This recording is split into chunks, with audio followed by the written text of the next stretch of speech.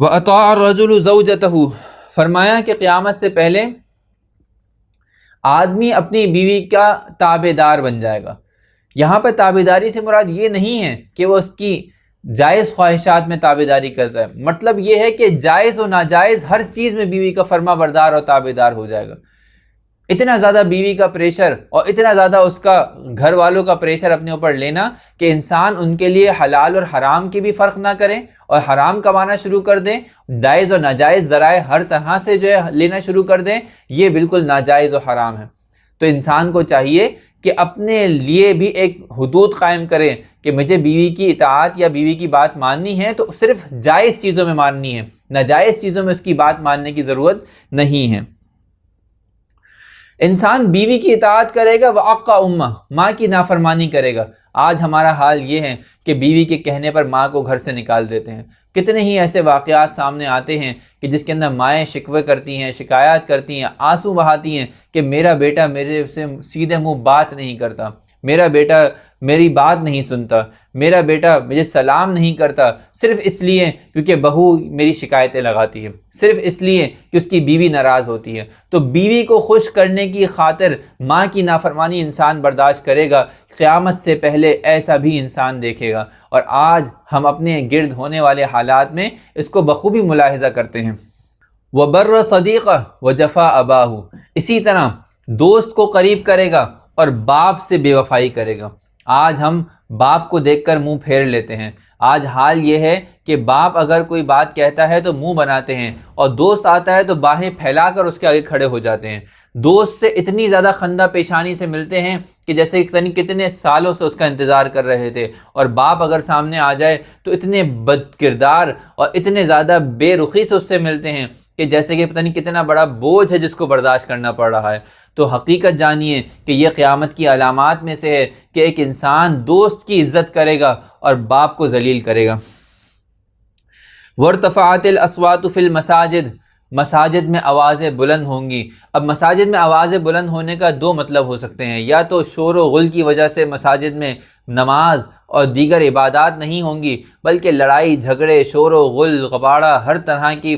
فضولیات مساجد میں ہو رہی ہوں گی، تو یہ مساجد سے آوازوں کا بلند ہونا ہے۔ اور دوسری یہ بات بھی ہو سکتی ہے کہ مسجد جو اللہ کا گھر ہے وہاں بھی لڑائی جھگڑے ہوں گے۔ آج حال یہ ہے کہ مساجد کے اندر مختلف لوگ آ کے لڑائی جھگڑا کرتے ہیں، کوئی کمیٹی والا امام سے جھگڑا کر رہا ہے، امام کمیٹی والوں سے جھگڑا کر رہا ہے، تنظیم والے آپس میں ایک دوسرے سے لڑ رہے ہیں، اور وہ مسجد کے اندر بھی لڑ رہے ہیں۔ مختلف چھوٹی چھوٹی باتوں کے اوپر مسجد کے اندر جھگڑا ہو جاتا ہے اور اس کو سنبھالنا مشکل ہو جاتا ہے۔ فرمایا قیامت سے پہلے ہوگا کہ مساجد کے اندر آوازیں بلند ہوں گی۔ معلوم ہوا کہ ہمیں مسجد کے احترام اور اس کے تقدس کو ہمیشہ سامنے رکھنا چاہیے۔ مسجد کا احترام اور تقدس یہ بھی ہے کہ مسجد کے اندر بلند آواز سے بات نہ کی جائے، بلکہ مسجد میں آہستگی سے اور بہت خاموش انداز میں رہنا چاہیے، تاکہ مسجد کی کوئی کسی قسم کی بے ادبی اور بے حرمتی نہ ہو۔ وَكَانَ زَعِيمُ الْقَوْمِ أَرْذَلَهُمْ، قوم کا سردار ان کا بدبخت ترین آدمی ہوگا۔ آج بھی آپ دیکھیں کہ ملکوں کے سردار، سب کے نہیں لیکن اکثر ممالک کے سردار وہ ہیں کہ جو انتہائی درجے کے پرلے درجے کے ذلیل اور پرلے درجے کے کمینے لوگ تھے، وہی لوگ ہماری اسمبلیوں میں جا کر بیٹھتے ہیں، اور وہی بدمعاش لوگ جا کے ہمارے صدر، وزیر اعظم کے عہدوں پہ فائز ہو جاتے ہیں۔ یہی حال دنیا کے اندر دیگر اقوام کا ہے کہ کمینے اور ذلیل لوگ اٹھ کے اوپر آ رہے ہیں، اور وہ آ کے جو ہے لوگوں کی باغ ڈور کو اپنے ہاتھ میں لے لیتے ہیں۔ وَأُكْرِمَ الرَّجُلُ مَخَافَةَ شَرِّ، ایک اور علامت یہ بتائی کہ ایک انسان کا اکرام کیا جائے گا اس کے شر سے بچنے کے لیے۔ یعنی اگر آپ اپنے دوست کا اکرام کر رہے ہیں یا اپنے محلے والے کسی کا اکرام کر رہے ہیں تو اس وجہ سے نہیں کہ اس کی کوئی محبت ہے، بلکہ صرف اس وجہ سے کہ آپ ڈرتے ہیں کہ کوئی اذیت یا کوئی غضن نہ پہنچا دے۔ آپ کے محلے میں کتنے ایسے ایس ایچ او اور کتنے ایسے حکومتی عہدیدار ہوتے ہیں کہ جن کا اکرام صرف اس وجہ سے کیا جاتا ہے کہ اگر ان کا اکرام نہیں کیا تو کل کلا کو یہ ہمیں کسی کیس میں نہ پھنسا دیں، یہ اپنی طاقت کا، اپنی قوت کا، اپنے عہدے کا، اپنے رتبے کا کوئی ناجائز استعمال نہ کریں، اور اس کی وجہ سے لوگ ان کا اکرام کرتے ہیں۔ فرمایا قیامت سے پہلے یہ اکثر ہوگا کہ لوگ ایک دوسرے کا اکرام صرف ان کے شر سے بچنے کے لیے کر رہے ہوں گے۔ وَشُرِبَتِ الْخُمُورُ، اور قیامت سے پہلے ایک علامت یہ بھی ہوگی کہ کثرت سے شراب پی جائے گی۔ آج کل ہم گلی محلوں کے اندر جگہ جگہ شرابوں کی دکانیں دیکھتے ہیں، اور وہ بہت بوانگ دہل صرف اس وجہ سے کہ ہم تو غیر مسلموں کو بیچتے ہیں، مسلمانوں کے بیچ میں دکانیں کھول کے بیٹھ جاتے ہیں اور بعد میں بلا کسی امتیاز کے ہر غیروں کو وہ شراب پکڑا دیتے ہیں اور وہ ہمارے معاشرے کے اندر پھیل جاتی ہیں۔